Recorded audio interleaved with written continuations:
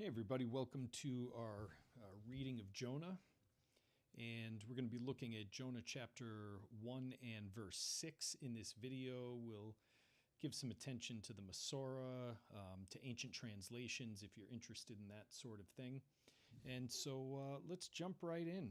So let's head over to the PowerPoint, and we have the text of Jonah 1:6 here. I thought you'd appreciate the cover image here. You know, it's all ChatGPT, of course, the creation of that, but I thought it was amusing anyway.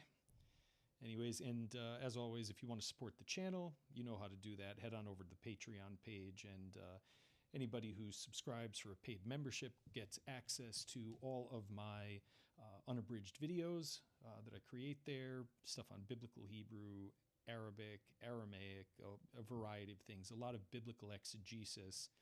And I'll be posting a lot more videos in the coming weeks. So your support really helps me to continue doing what I'm doing. And let's jump right into it. So we are in Jonah chapter 1 and verse 6, and I have the chat up here. Let me make sure I can see it. And so for those of you who are comfortable reading biblical Hebrew, then feel free to, when I ask about the forms, try to put the answers in, type them in, or type in the analysis, and yeah. So all right, so let's start with the first four words, and the reason why that I'm starting with the first four words is because over the fourth word we see a zakef katan, and so the zakef katan is a major disjunctive accent, and it usually tells us that there's either going to be a pause. Oftentimes when you see a zakef katan, it's going to indicate that there is punctuation that's needed. And so the first four words, vayikrav elav rav hachover, and so we get the first word is vayikrav, and this is a verb. So oftentimes in Hebrew narrative, it's very common to have verb first, subject second, and the object third.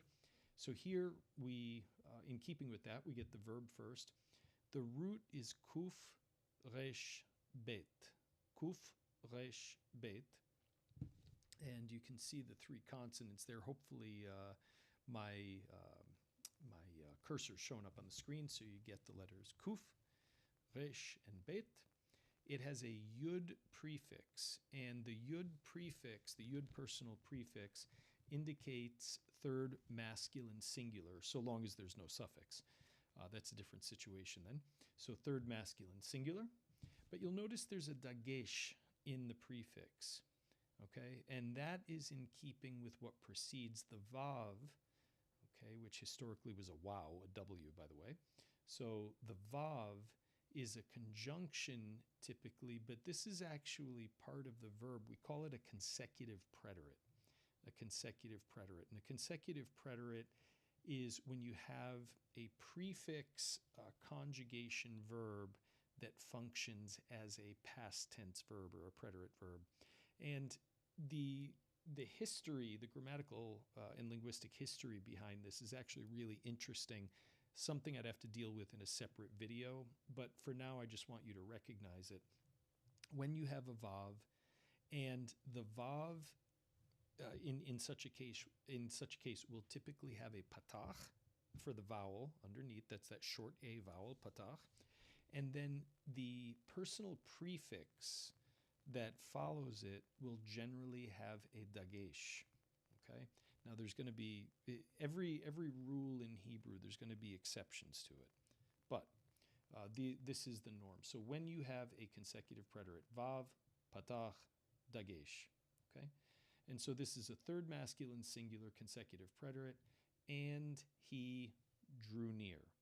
Now I said and he drew near, but the reality is, before we translate a vav as and, we need to look at the context. And so the context for this verb, we should really go back to Jonah 1:1, and I'm going to put my Bible software on the screen for a second here. You should be able to see that, and I'm going to move. Let's see, where's the pop-up? We'll move that back there, get the chat out of the way for a second. And so we'll just go to Jonah 1:1. Now, you'll notice in Jonah 1:1 that it begins with the form vayihi, which is also a third masculine singular consecutive preterite. The root is hey yud hey. The final hey is apocryphated or dropped off. The yud before the hey, oops, let's get those out of there. The yud before the hey is the personal prefix, okay, which in this case does not get a dagesh, but we have the vav before it, okay. And so are you going to begin a translation with the word and? That really doesn't make a whole lot of sense. The Septuagint does it. It uses the word ke in the Greek, ke eieneto, but that's a hyper literal, I would even say wooden translation of the Hebrew. The reality is that vav in Hebrew, just like the letter waw, the corresponding letter waw in Arabic, needs to be finessed. The translation needs to be finessed, and it's all guided by context, different types of context. So I would say in this case, don't translate the vav. Now, if I were to translate it, I would definitely go with what the ESV does, which is now. Now the word of the Lord came to Jonah. Or just say, the word of the Lord came to Jonah. Either one, okay? But there's a case where I would either say that the vav is either going to be, let me rephrase that the vav of the consecutive preterite is either going to be left untranslated or translated as now. But then, as we go forward, you come into verse 2, Kum lech el Nineveh, so arise, go to Nineveh, okay? And then we come to verse 3, and after the command of God, okay, and, God says, they've done evil before me. Verse 3 begins with vayakum, which is a third masculine singular consecutive preterite, third masculine singular consecutive preterite of the root kuf, vav, mem. So vayakum in Jonah 1:3, and I may have said Genesis before. Sorry about that if I did. It's been a long day. But the first word of Genesis 1:3 is vayakum, and it's a third masculine singular G-stem consecutive preterite of kufav mem. And vayakum is, in this case, I think the vav needs to be translated as but. So, but Jonah arose to flee. In other words, in contradistinction to what God told him to do, Jonah got up and fled. So I would say the vav here means but. So in Jonah 1:1, vaihi, vav, leave it untranslated, or translate it with now, perhaps. Verse 3, I would go with but. Vayakom Yonah livroach, okay, and Jonah arose to flee Tarshisha, to Tarshish, milifnei Adonai, right, milifnei Hashem, from before the Lord. And then we get another consecutive preterite, vayered. Now this time, I'm going to say it means and he went down. So, but Jonah arose to flee, and he went down. Now I would say it has not a disjunctive function, but a conjunctive function. Okay, so the bottom line is the vav at the beginning of a consecutive preterite can mean now. It can mean but. It can mean and. Sometimes it's best left untranslated. And so when we come to Genesis 1:6, here we've got another consecutive preterite right there, okay, in verse 4. Let me scroll for you, which the ESV translates as but, right? So Jonah rose to flee from the presence of the Lord, but the Lord. I would say you could also translate it as so. So the Lord, in response, so the Lord hurled a great wind upon the sea, and da-da-da-da-da. We come to verse 5, oh my goodness, another consecutive preterite. Then the mariners. So here the ESV goes with then. The mariners, they were afraid. Each cried out to his God. They hurled cargo, but Jonah had gone on the innermost parts of the ship. And then, so as a result, and notice how the ESV deals with it here, they translate the vav as so. In response, the captain came. Vayikra velav rav hachovel. So in response, or so, the captain approached him. Okay? So let me just pause really quickly and see if there are any questions in the chat. I want to let me get rid of the Bible software for a minute. All right, and there we got, the chat. Old dog learns new tricks, right? I was having trouble with the getting the chat in the window, so maybe this isn't the best arrangement, but we're doing okay with it. So I can even stretch this out a little if you'd like. We can kind of move things around. So any questions out there, feel free to post them in the chat. I'll give you a second. I'm going to move some things around here. Okay, and just move that. There we go. That should be a little bit better.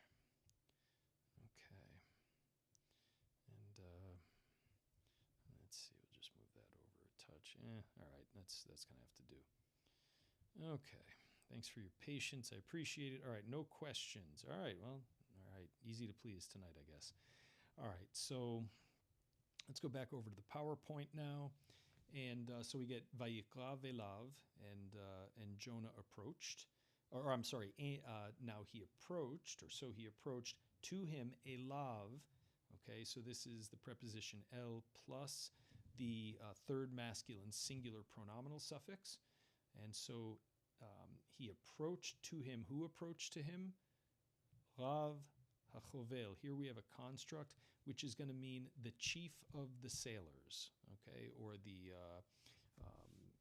I guess the chief sailor. So it might be good to just translate the captain, okay, which is essentially what it means here. The Targum, or is it, no, the Septuagint does something interesting with that term. Let me bring back up the Bible software here. We'll look at this really quickly. And you'll notice I have the Septuagint over here.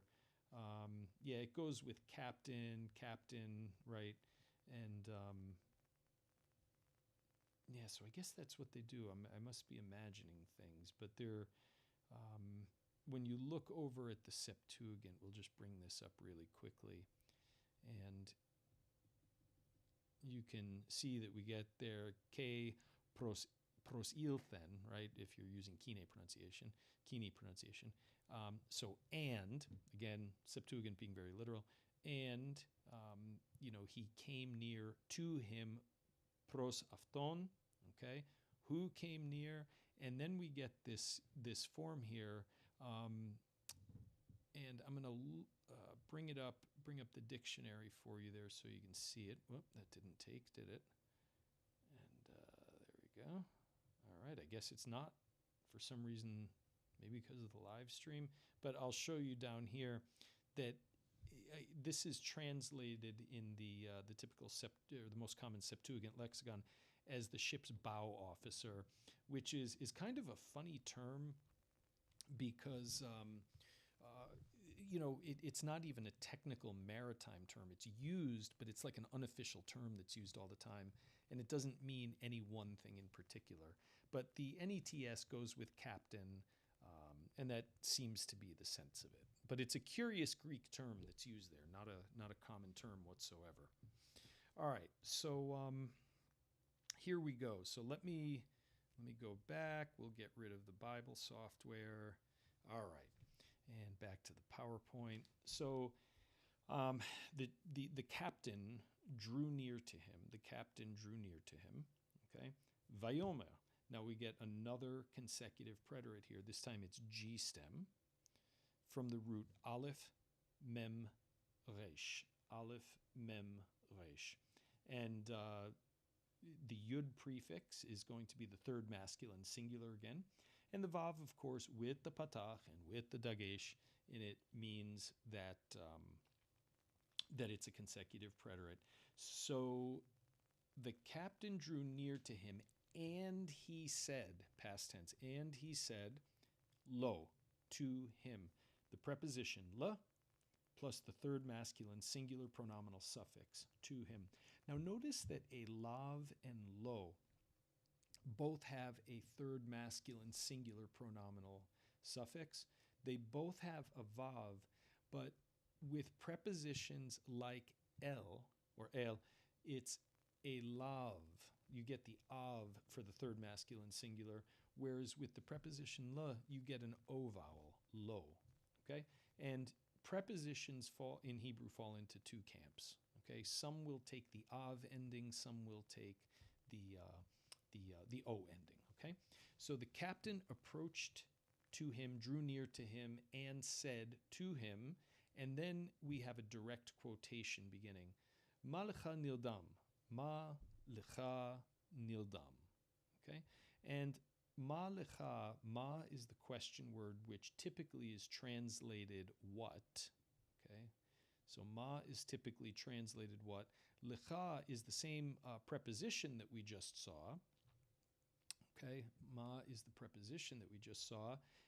Or le is the preposition we just saw. And then it has the second masculine singular pronominal suffix on it. Second masculine singular pronominal suffix on it. And the reason for that is because it's referring to Jonah. Okay, it's referring to Jonah. And so the second masculine singular would be appropriate. And so we get ma lecha nildam. And here we have a masculine singular participle of the root resh dalet mem. Resh dalet mem. And that is in the nifal stem, the N stem, I prefer to call it. And it means sleeping essentially. So why are you sleeping is how we would translate it. A literal translation, what to you sleeping, doesn't work. It doesn't make any sense. And so why are you sleeping would be appropriate. If you look, over at the ESV or something like that, what do you mean, you sleeper? The bottom line is that it's idiomatic. To translate it, you have to make some,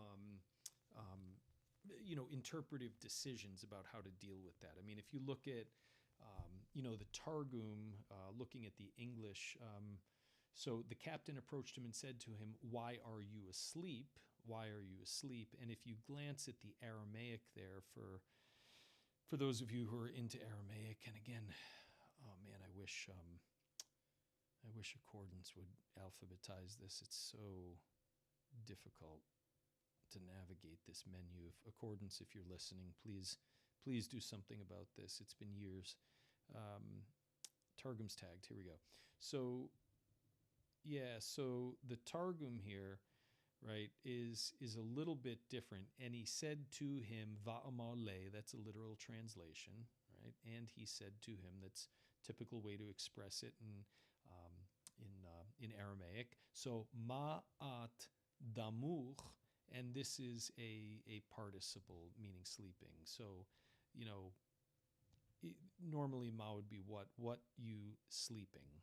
Okay, so there's something even idiomatic in the Aramaic there. Notice too that what the Greek does. The Greek goes so far as to translate "Why are you snoring?" and that is clearly not what the Masoretic text has anyway. It's "Why are you sleeping?" not "Why are you snoring?" So that's a little bit more of a comical translation, I think. All right, so let's get rid of the translations there, and then any questions out there? I'm doing all the talking, and I do enjoy taking questions, and happy to answer any questions you may have. So feel free to to add those if you'd like. All right. But if I don't see any, we'll just continue on. Vayikra velav rav chovel. Right, there we go. So, vayomer lo ma lecha nildam. Why are you sleeping? I would translate. And then we get kum, okay, which is a G-stem masculine singular imperative. G-stem masculine singular imperative of kuf vav mem. Kuf vav mem. And then we get kra, which is a second masculine singular G-stem. There we go. Second masculine singular G-stem imperative, kuf resh aleph. So arise, call, and I see a question coming in. I'll get to that in 1 second. Arise, call, el Elohecha, to your God, literally to God of you, but we would say to your God. Okay? So, Vayikrav elav, and he approached to him. Who approached to him? Then we get the subject, Rav HaChovel, the captain, chief of the sailors. Okay? Then the captain approached to him, and he said to him, okay, Vayomer lo, Ma lecha nildam.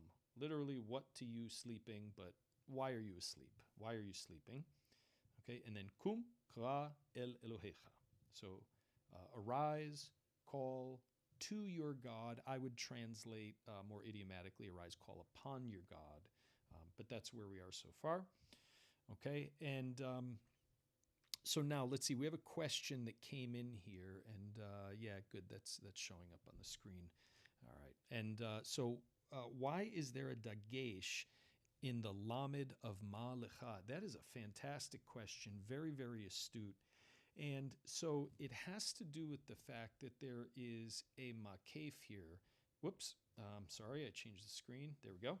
Okay, so here we have what's called a conjunctive dagesh. Conjunctive dagesh. And there are cases where when there's an open vowel before, and remember the hey is not a consonant there in ma, that is technically a vowel marker. So when there is an open syllable, a vowel there preceding, you can get a conjunctive dagesh. Now, it does absolutely nothing for the sake of pronunciation or anything like that. But it is a a feature of the diacritics of the Masoretic text of the Tiberian Masoretes, and so it's there, and they put it in presumably to bring attention to to the word and how it's to be read, probably as if it were one word, malecha, malecha, okay, as opposed to ma lecha, and so we would call that conjunctive dagesh. Now, why is it needed if there's a makef there already? Excellent question, but there it is. Okay, so yes, this is a curiosity. So malecha nildam, okay, kum kara, arise, call el Elohecha, and then notice that over Elohecha we get a zakef katan. And remember, when there's a zakef katan, oftentimes, not always, but oftentimes we have punctuation that's required in the translation. And so what the captain has said is, why are you sleeping? Ma lecha nildam. Under nildam, there is a major disjunctive, the atnach. Okay, I'll just point to it right there. Major disjunctive. And then kum kra el Elohecha, arise, call on your God, which begs for punctuation in English. Okay, and there's a zakef katan, another major disjunctive accent. And then we get a new statement. Okay, ulai. Now, anybody out there without looking at your notes or your Bible helps know what the word ulai means. Feel free to throw it in the chat. I got to throw quizzes in now and again to make sure everybody's paying attention, right? So ulai, excellent. There we go. Perhaps. Very good. Yep. Maybe is another translation. And I guess if we were doing, if we were translating back into, King James style English, then we could go with peradventure if we wanted to, but that's kind of archaic. So perhaps, okay, and then we get a different type of form, yitashet, okay, yitashet, which has a yud prefix, but no vav this time. So we're dealing with a bona fide prefix conjugation. Okay, yitashet. It has the it sound, and so that is indicative of what we would call, most grammarians these days like to call the T stem. Okay, if you're using classical terminology, you would call it a hitpa'el. Hitpa'el, that's the classical terminology. Okay, but yit ashet is a T stem. In that language, if you've watched other videos, like my Aramaic videos, I deal with this more. because all of the Semitic languages on their own were given different names for the stems, um, in order to facilitate the discussion and comparison of Semitic languages, many scholars have gone in the direction of using terminology that can be applied across the Semitic languages. And so we would call this a T stem, or even in Aramaic grammar, they'd call it a DT. Even in Arabic, the same thing, but we'll call it a T stem for now. So it's a T stem, third masculine singular. The yud indicates third masculine singular, and then the root is ayin shin tet. Okay, the vowel pattern with an A class vowel and an I class E type vowel, tsere, is what we would expect. And it means perhaps he will give a thought. Perhaps he will give consideration. Okay, who will give consideration? Ha Elohim. Okay, and this is God. Literally, it says the gods. Okay, which is interesting in a way, because we just read above, the captain said, prior to that, the sailors, a few verse prior, the sailors called on their gods. Here, he says, perhaps God, Ha Elohim, treated in the singular, Yitashet, will take notice. Okay? So, Ulai Yitashet Ha Elohim lanu. Perhaps God will take notice of us, or perhaps God will pay attention to us. The preposition le, okay, and then nu is the first common plural, first person, common in gender. It's neither masculine nor feminine. So first common plural, so it's plural in number. Perhaps he will pay attention to us, velo noved, and we will not perish. I would translate the vav here as so that we don't perish. Perhaps he will pay attention to us so that we don't perish. You could say resulting in our not perishing, whatever, okay? Translation is more of an art than a science. Okay, so velo, conjunction vav, lo being the negator, and then noved would be a G stem. This is actually a G stem of a first aleph verb, but it's G stem with the first common plural prefix, meaning we. So we is the subject, the nun, and then the root is aleph, bet, dalet, noved, so that we don't perish. Okay, so vayikra v'la vav chovel, and the captain approached to him, vayomer lo, and he said to him, ma lecha nirdam, why are you sleeping? Kum kra el Elohecha, arise, call on your God. You could translate it your gods, because the captain doesn't know who he is at this point. Ulai yitashet Elohim lanu, perhaps God, the gods, whatever, however you want to interpret that, will take notice of us, pay attention to us, velo noved, so that we don't perish. So one of the things that we've learned so far, and I see that a number of people are, they've just joined in the last few minutes, is that earlier in the video we've talked a lot about the use of vav in this verse. We said that the vav of the consecutive preterite, excuse me, the vav of the consecutive preterite here could be translated as then or so, okay, because it's resultative, we would say. It's Vayikra, the captain approaches Jonah as a result of what had just happened, what's just mentioned in the context before that, okay? And then we get Vayomer lo. I would say that is conjunctive, and he said to him. So he approached him and he said to him. So the vavs are not translated the same there. Okay, and then where's the next one? I'm just making sure I'm not reading over anything. Yeah, and then this one, the v here, velo noved, is going to be, again, resultative again. So one has to pay careful attention. If you're going to produce a nuanced translation, we've got to pay attention to the way in which the vavs are used, right? Let context drive it, okay? All right, so let's go on a little bit here. Let's look at the manuscript, right? And so this is the Leningrad Codex here, and I figured it might be fun to read in the manuscript itself. Let's just make sure everything's kosher here. All right, and good. There we go. And here's the Sof Pasuk for the end of verse 5. Okay, 2 dots. It's much neater in in the printed Bible. But if you can see there it is. You can see my cursor there. That's where Jonah 1:6 begins. And I got to get myself just something to drink really quickly. I need like 30 seconds. I want you to try to read through this.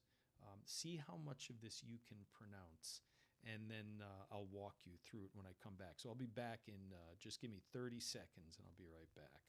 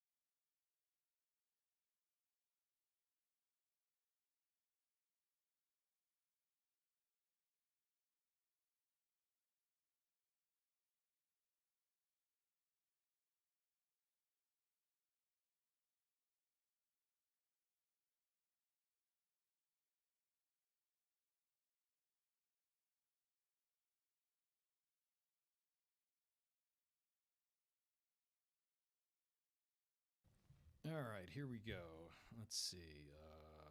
Video capture. There we go. All right, thanks. I got it's a rose and mint de-stressing tea. So there we go. Won't keep me up. All right, I see the call imperfect vav consecutive. I'm just looking at the comments here. And thank you for chiming in.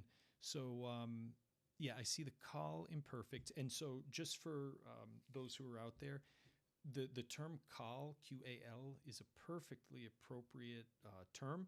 You'll hear me using the term G stem. I don't care what anybody uses because, there's different terms out there for a reason.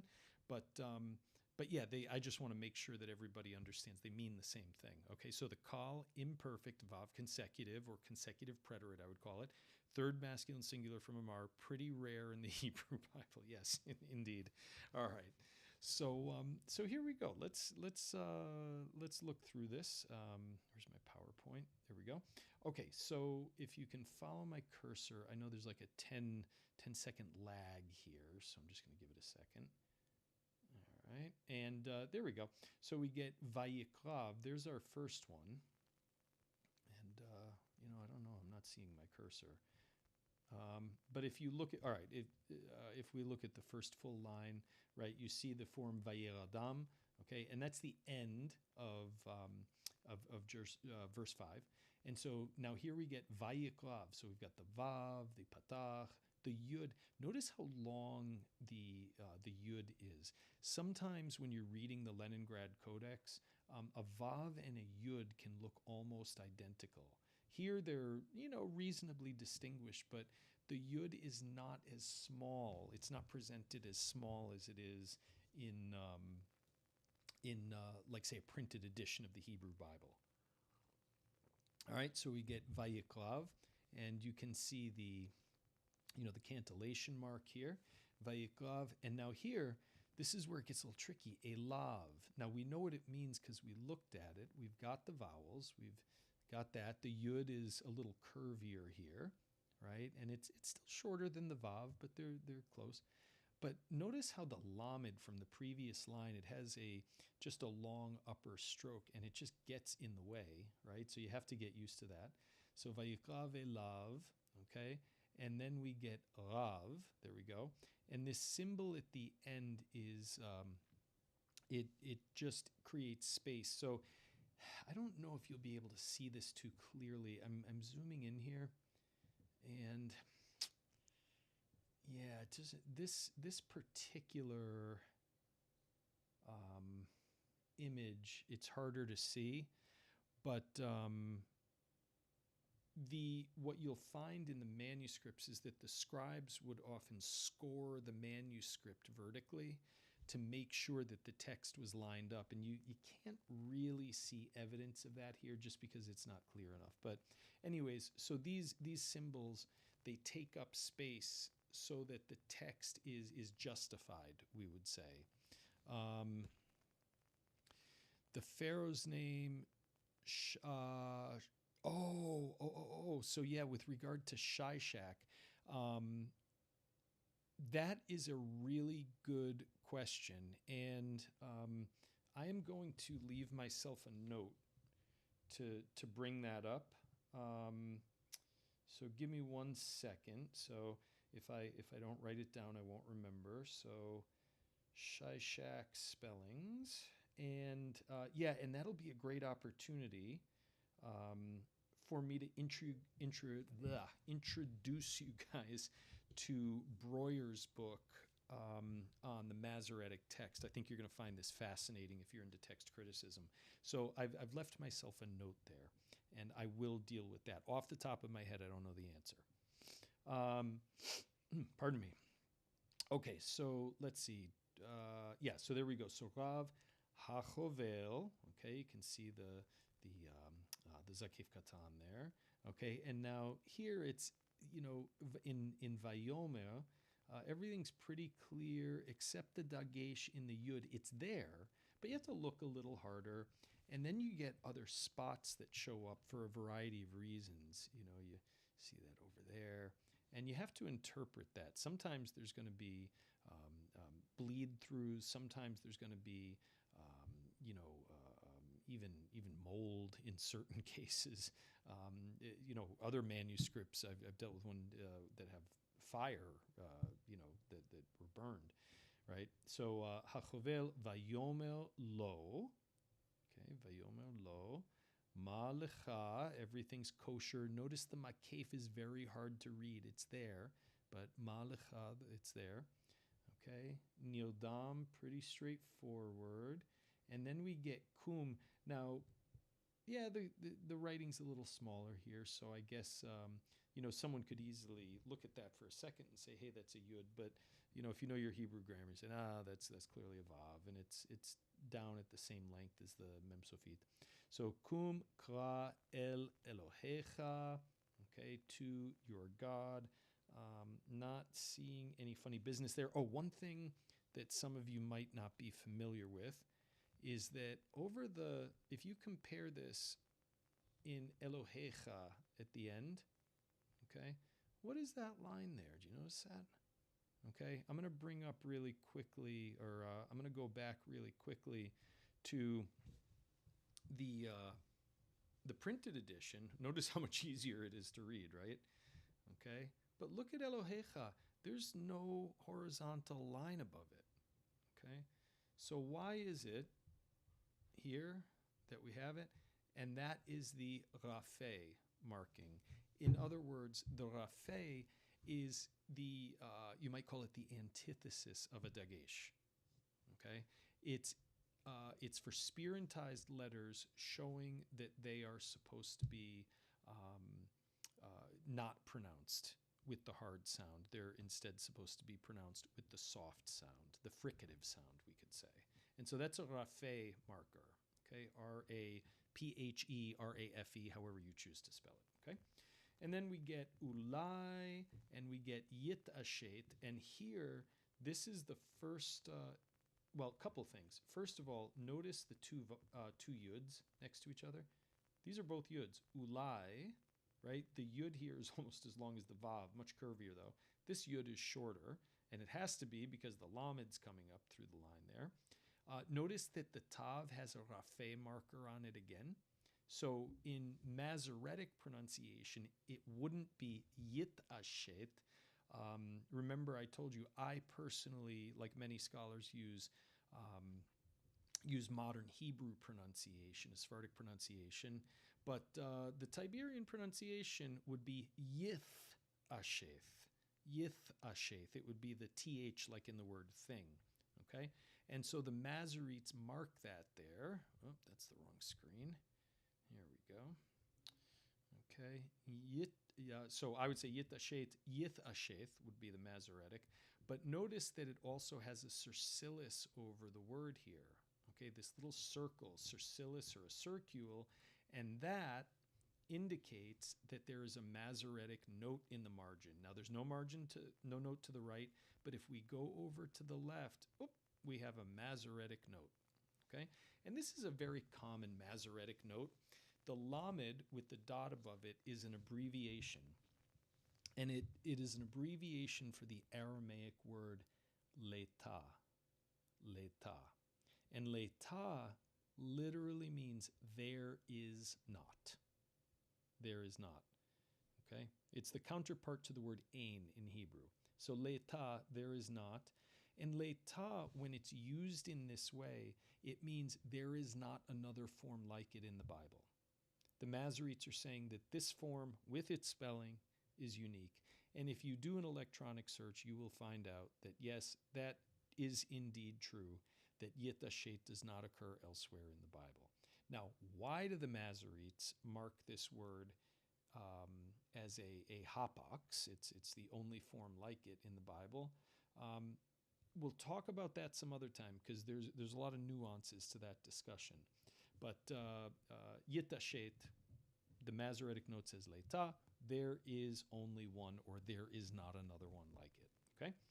So let's finish reading through the verse here. So we've got Yith Asheth ha-Elohim.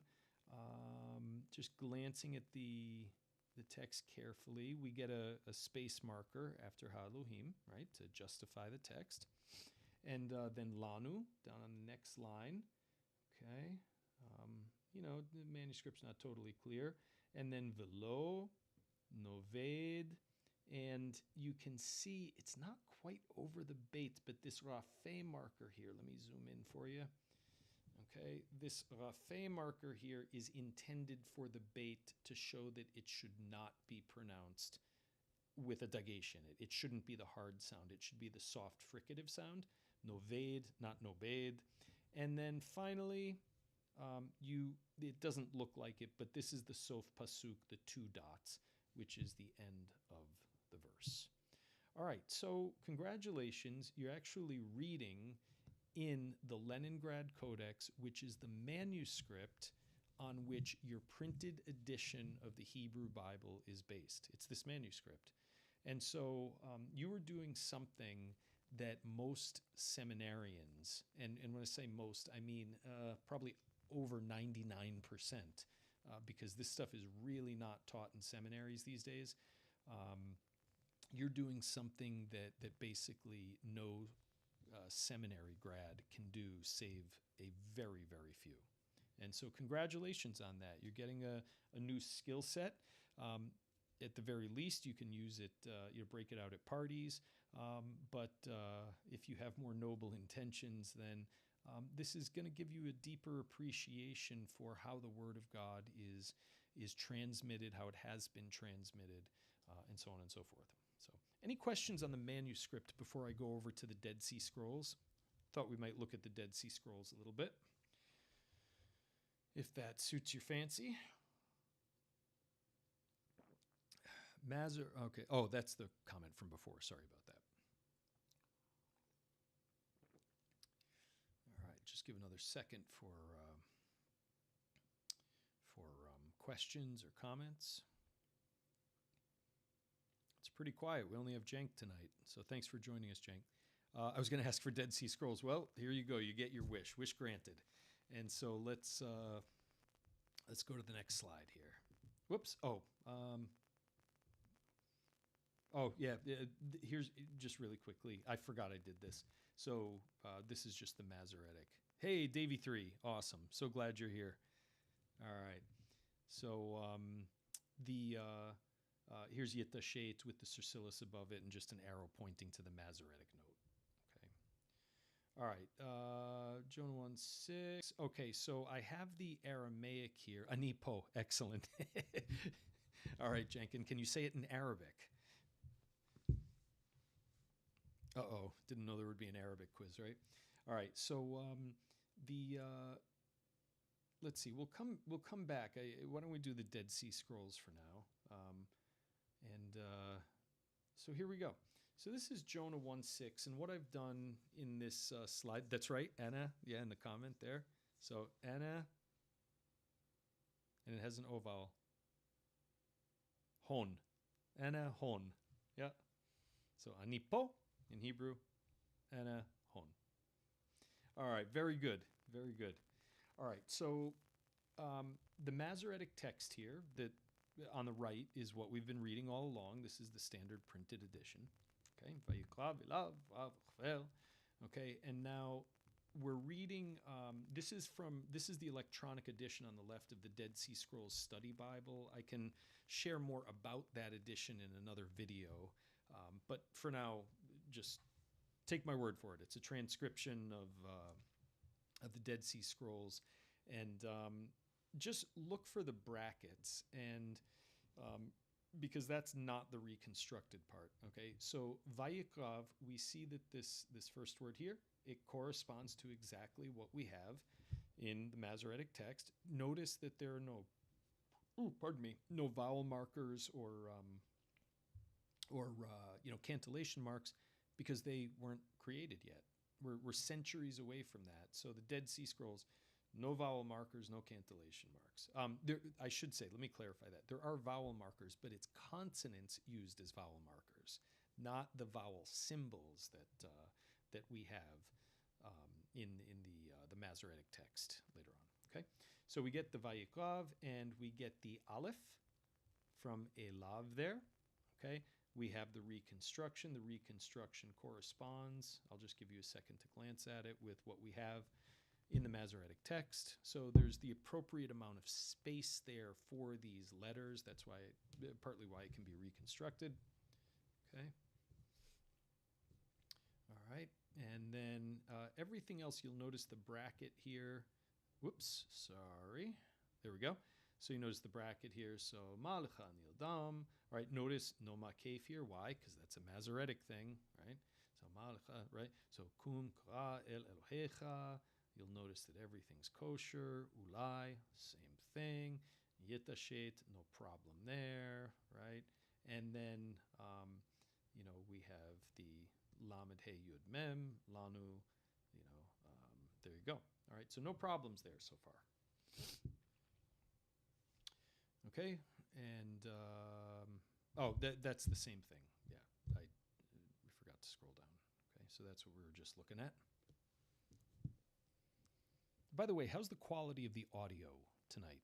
Does everything sound okay?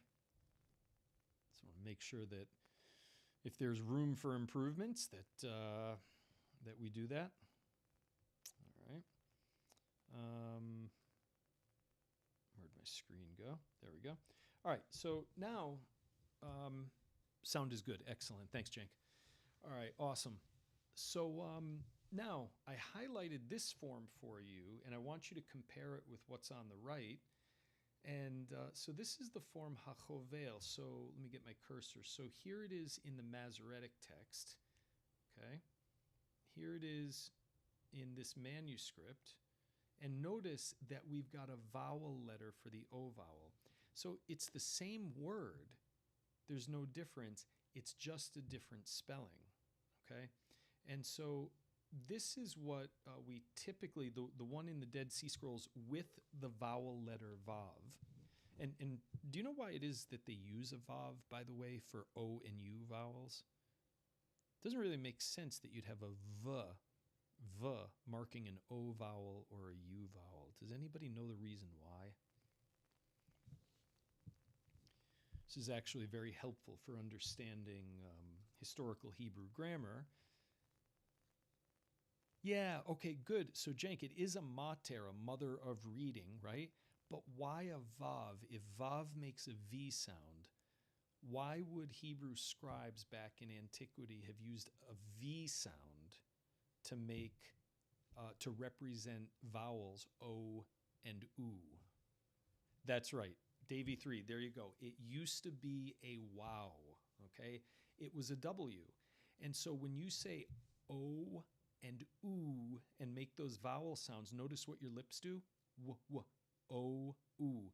And we know this because when we compare Hebrew and Arabic, where you have a vav, in Arabic you have a wow. It makes perfect sense, okay? There's other reasons why we know this to be true as well, but it's just another example of why or how Arabic can help us understand Hebrew. Yeah. We also learn things from the Septuagint, by the way, and from ancient Greek transcriptions, because when the Hebrew names with vavs are transcribed into Greek, that also can give indications there. But there's a whole variety of things. Yeah. But anyways, all that to say, in the Dead Sea Scrolls, we have what's called the plane spelling. Plene. Can I let me write it here. Plane, okay, which means, I'm going to type it in for you just if you want, which equals, in Hebrew we call it malay, not male. I know it looks like I wrote the word male. Malay. Malay is the Hebrew word for full, okay? But a lot of times we'll call it plane, which is a Latin. If you ever go to a conference and you go to the plane session, it's the full session where everybody's there. Malay or plane is full spelling in grammar. Okay? The Masoretic text, which does not have the vowel letter vav, we would call this, that is correct, Jank. Yes, very good. That's absolutely correct. Well done. So the spelling without the vowel is called defective, or in Hebrew, chaser. And that's with a chet. Chet samech resh. Chaser. And chaser means lacking. Okay? That's a word you see in Ecclesiastes chapter 1, actually. What is lacking cannot be counted. So Kohelet, or Ecclesiastes in his pessimism, says what is crooked cannot be made straight, and what is lacking cannot be counted. And they use that there. Yeah. All right. Looks like everybody's with me so far. Any other questions? Okay. And then let's just scroll on through the Dead Sea Scrolls here. Oh, yeah. Okay, so this one, yeah. I think this is the only other significant reading here.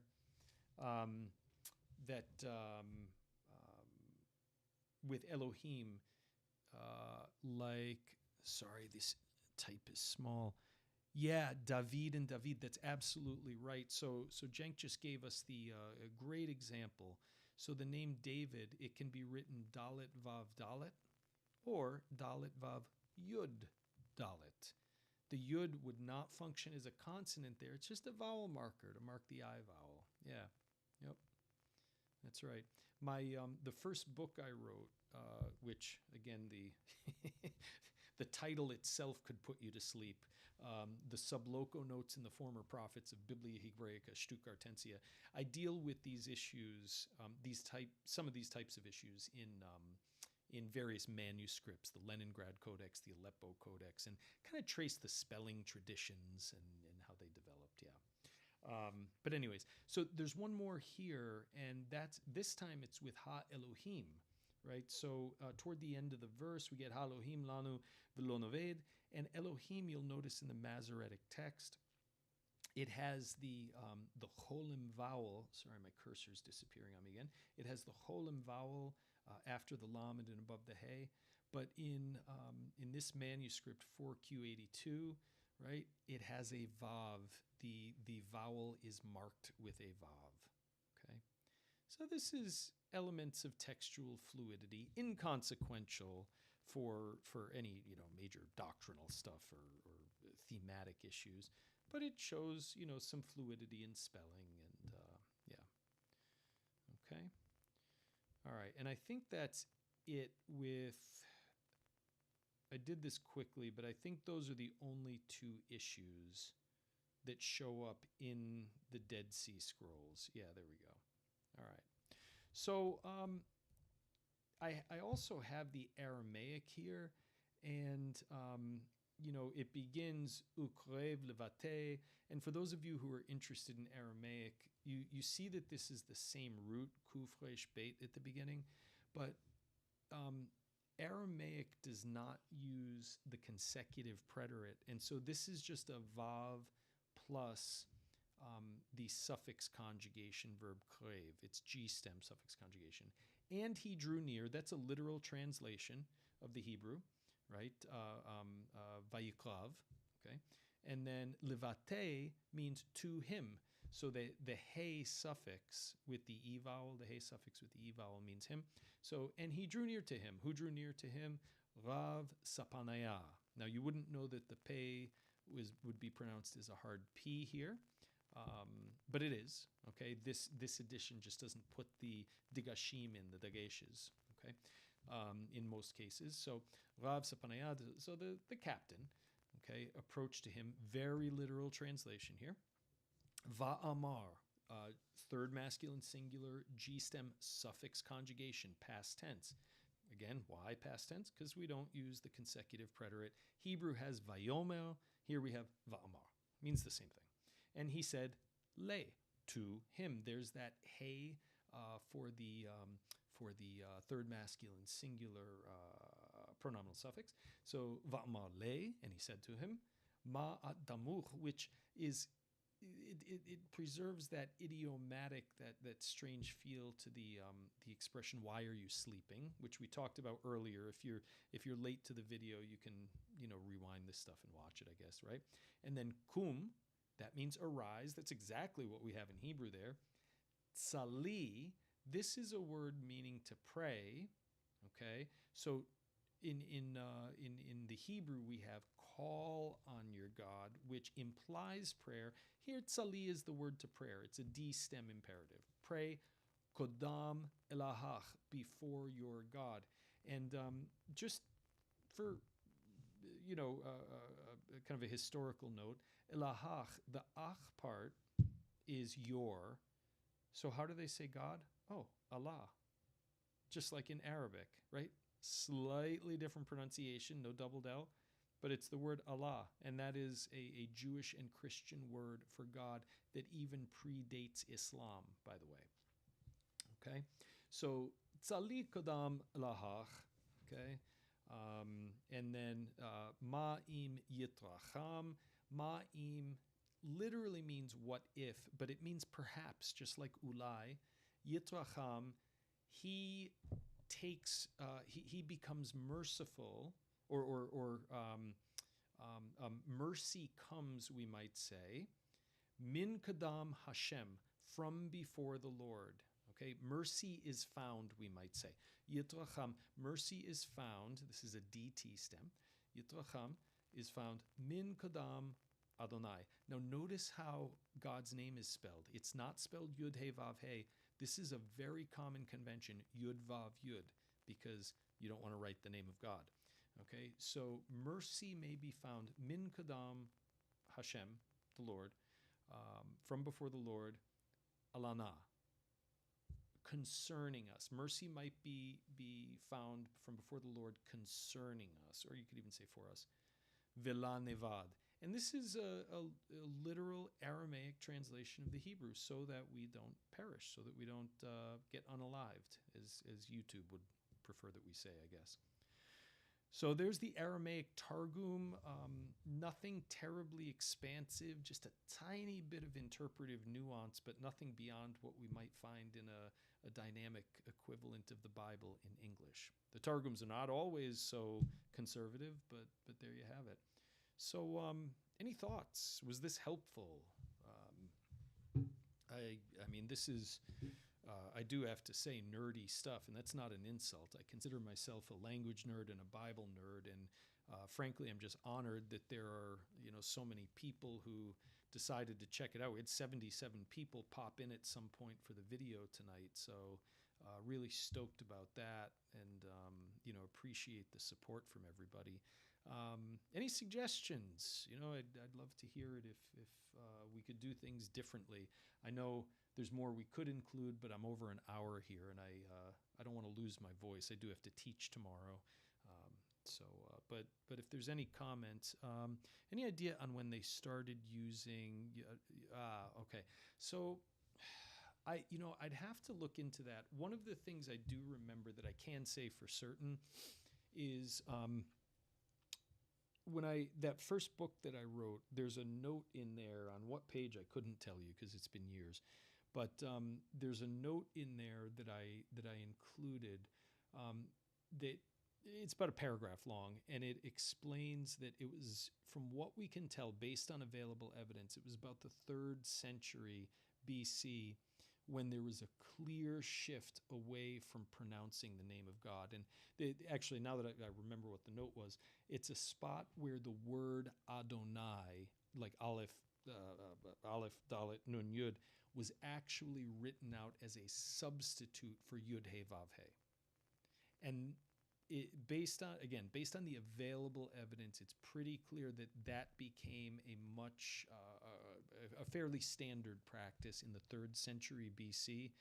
So I'm guessing it would be around that time, but off the top of my head, I just don't have an inventory of the Dead Sea Scrolls.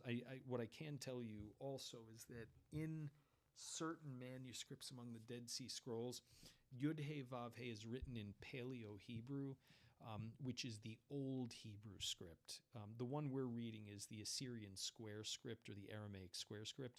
The old Hebrew script from biblical days, the early parts of the Old Testament, so on, that is what was used for writing Yud He Vav He in certain manuscripts. So we know that at this time, the late Second Temple period, the mid-Second Temple period, there is definitely a clear movement away from writing God's name. Yeah. Hopefully that helps a little bit. Any other questions, comments?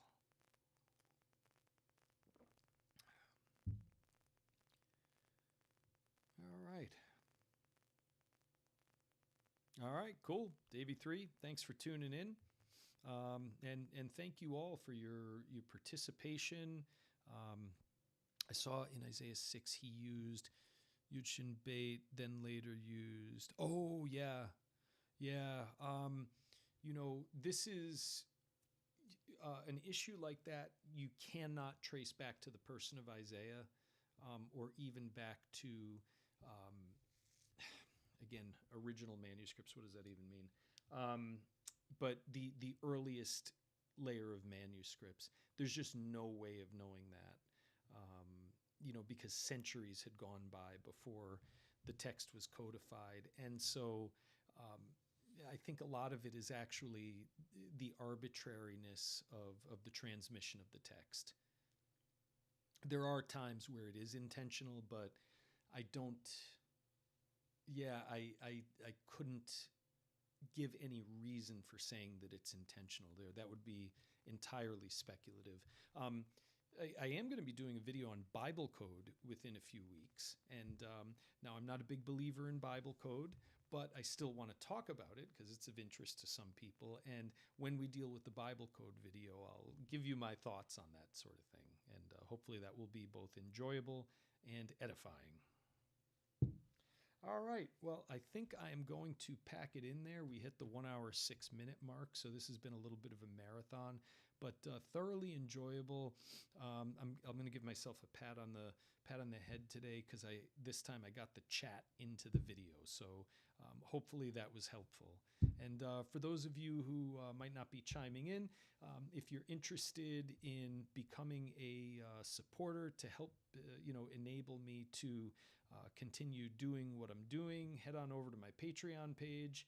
And by becoming a Patreon subscriber, you enable me to continue doing what I'm doing. And hopefully you find that. All right. Awesome, Jank. Love it. Love it. And all right, we'll see you guys before too long. Have a great night, everybody. We'll see you.